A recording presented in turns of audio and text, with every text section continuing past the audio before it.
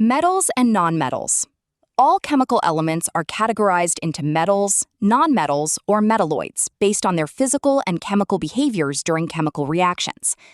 Metals, like iron and copper, are shiny, hard elements that conduct heat and electricity and lose electrons during chemical reactions. Nonmetals, like carbon and oxygen, are dull, brittle elements that are poor conductors and tend to gain or share electrons. Electronic behavior. Metals are electropositive because they lose valence electrons to form positive ions, cations. Nonmetals are electronegative because they gain or share electrons to form negative ions, anions.